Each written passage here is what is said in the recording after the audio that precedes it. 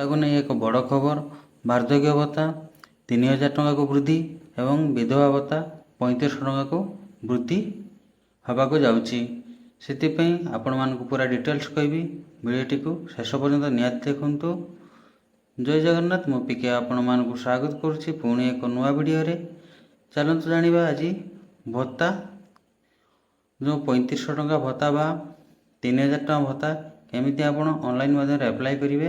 ତେଣୁ ଆପଣ କୌଣସି ଜାଗାକୁ ଯିବାକୁ ପଡ଼ିବନି, ମୋବାଇଲରେ ବା କମ୍ପ୍ୟୁଟର ମାଧ୍ୟମରେ କରିପାରିବେ। ସେଥିପାଇଁ କୌଣସି ଏକ ବ୍ରାଉଜରକୁ ଯିବେ। ଆପଣ ଗଲା ପରେ SSEPD ମାରି ଆପଣ ସର୍ଚ୍ଚ କରିବେ।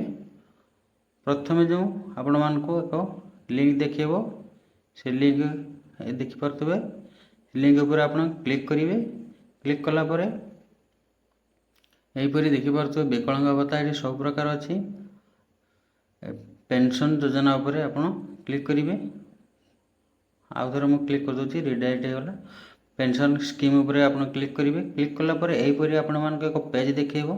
ଦେଖିପାରୁଥିବେ ଆପ୍ଲିକେସନ୍ ଫର୍ ବେନିଫିସିଆରୀ। ଏଠି ଦେଖିପାରୁଥିବେ Madhubabu pension, national social pension. ଏଠି ଆପଣ ଯଦି ଆପ୍ଲାଏ କରିସାରିଲା ପରେ ସର୍ଚ୍ଚ ବି କରିପାରିବେ। ଯେହେତୁ ମୁଁ ମଧୁବାବୁ ପେନସନ୍ ଉପରେ କ୍ଲିକ୍ କରିଛି, ପ୍ରୋସିଡ୍ ଉପରେ କ୍ଲିକ୍ କରୁଛି। ଏହାପରେ ଆପଣମାନଙ୍କୁ ଏହିପରି ଏକ ପେଜ୍ ଦେଖାଇବ। ଏଠି ପେନସନ୍ ଟାଇପ୍, ଆପଣ ପେନସନ୍ କେଉଁ ପ୍ରକାର ପେନସନ୍ ଆପଣ ଆପ୍ଲାଏ କରିବାକୁ ଚାହୁଁଛନ୍ତି। ଯଦି ବିଧବା, ବାର୍ଦ୍ଧକ୍ୟ, ବିକଳାଙ୍ଗ ସବୁ ପ୍ରକାର ଅଛି। ଆପଣ ଯେହେତୁ ବର୍ତ୍ତମାନ ମୁଁ ଦେଖିପାରୁଥିବେ ସବୁ ପ୍ରକାର ଅଛି। ଆପଣ ଯେଉଁ କ୍ୟାଟେଗୋରୀର ଆପଣ ସେହି ହିସାବରେ ଆପଣ ଚୁଜ୍ କରି ନେଇଯିବେ। ଆଜି ମୁଁ ଏକ ବାର୍ଦ୍ଧକ୍ୟ ଭତ୍ତା ବିଷୟରେ କହିବି। ବାର୍ଦ୍ଧକ୍ୟ ଭତ୍ତା ଆପଣ ସେହି ହିସାବରେ ଚୁଜ୍ କରି ନେଇଯିବେ। ଓଲ୍ଡ ଏଜ୍ ପେନସନ୍ ଲେଖିବେ। ଏଠି ନେମ୍ ଫର୍ ଆଧାରର ଯେଉଁ ପ୍ରକାର ନାମ ଅଛି ସେ ନାମ ଦେବେ।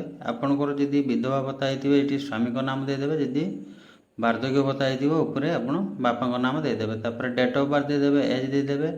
ଏଠି ଡକୁମେଣ୍ଟଟାକୁ ଅପଲୋଡ଼ କରିଦେବେ। ଆଧାର ଭୋଟର କାର୍ଡ଼ ଯଦି ବୟସ ହେଇଯିବ ଭୋଟର କାର୍ଡ଼ ଦେଇଦେବେ। ଯଦି ଆଧାର କାର୍ଡ଼ ବୟସ ହେଇଥିବ ଆଧାର କାର୍ଡ଼ ଦେଇଦେବେ। ଏଠି ଜେଣ୍ଡର ଚୁଜ୍ କରି ନେଇଯିବେ। ଏଠି ଆଧାର ନମ୍ବର ଦେଇକି ଆପଣ ଭେରିଫାଇ କରି ନେଇଯିବେ। ପୁଣି ଆଧାରଟିକୁ ସ୍କାନ୍ କରିକି ଦେଇଦେବେ। ତାପରେ ଏଠି ମୋବାଇଲ୍ ନମ୍ବର ଦେବେ। ଆପଣଙ୍କ ରାଜ୍ୟ ଚୁଜ୍ କରି ନେଇଯିବେ, ଡିଷ୍ଟ୍ରିକ୍ଟ ଚୁଜ୍ କରି ନେଇଯିବେ, ସବ୍ ଡିଭିଜନ୍ ଆପଣ ଚୁଜ୍ କରି ନେଇଯିବେ। ତାପରେ ଆଡ୍ରେସ୍ ଆପଣ ଟାଇପ୍ ଚୁଜ୍ କରି ନେଇଯିବେ। ହାଉସ୍ ନମ୍ବର ବା ଏଠି ଗାଁ ନାଁ ଦେଇଦେଲେ ବି ଚଳିବ। ଏଠି ପିନ୍କୋଡ଼୍ ନମ୍ବର ଦେଇଦେବେ। ତାପରେ ଆପଣ ଏଠି ସୋସିଆଲ୍ କ୍ୟାଟାଗୋରୀ, ଆପଣଙ୍କ ଜାତି କେଉଁ ଜାତି, ଆପଣ OBC, ST, SC ଯାହା ହେଇଥିବେ ଆପଣ ଦେଇଦେବେ ଏଠି।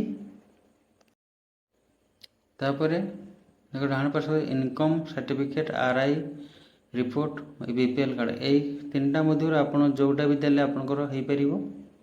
ଆପଣ ଯାହା ବି ଦେଲେ କରିପାରିବେ। ତାପରେ ଏଡ଼ିସନାଲ୍ ଡକୁମେଣ୍ଟ ହିସାବରେ ଆପଣ ଯେଉଁ ଭତ୍ତା ଫର୍ମଟିକୁ ରଖିଥିବେ, ଯାହା ଭରିଥିବେ ସେଠିକୁ ସ୍କାନ୍ କରିକି ଦେଇଦେବେ। ଆପଣ ସବୁଗୁଡ଼ିକ ସ୍କାନ୍ ହେଉଛି 200 KB ତଳକୁ ରଖିବେ ଆପଣ, ସେଥିପାଇଁ ଧ୍ୟାନ ଦେବେ। ତାପରେ ଏଠି ଆପଣ ସିଗ୍ନେଚର୍ ଦେଇଦେବେ। ଏଠି ଆପଣଙ୍କର ବ୍ୟାଙ୍କ ଆକାଉଣ୍ଟ ଡିଟେଲ୍ସ ଦେଇଦେବେ। ଆପଣ ଆକାଉଣ୍ଟ କେଉଁ ପ୍ରକାର ସିଙ୍ଗଲ ବା ଜଏଣ୍ଟ ତା ଦେଇଦେବେ। ତାପରେ ଏଠି ଆକାଉଣ୍ଟ ନମ୍ବରଟିକୁ ଚୁଜ୍ କରି ନେଇଯିବେ। ତାପରେ ଆପଣ ଏଠି IFSC କୋଡ଼ଟାକୁ ଚୁଜ୍ କରି ନେଇଯିବେ। ତାପରେ ଏଠି କେଉଁ ବ୍ୟାଙ୍କ ଆପଣ ଚୁଜ୍ କରି ନେଇଯିବେ, ବ୍ରାଞ୍ଚ କେଉଁଠି ଚୁଜ୍ କରି ନେଇଯିବେ। ପାସୱାର୍ଡ଼ଟିକୁ ଅପଲୋଡ଼ କରିଦେବେ। ସବୁଗୁଡ଼ାକ 200 DPI ଭିତରେ ରଖିବେ, 200 ଉପରକୁ ରଖି ଦେବେନି। ତାପରେ ତିନିଟା ଠିକ୍ ମାରିବେ।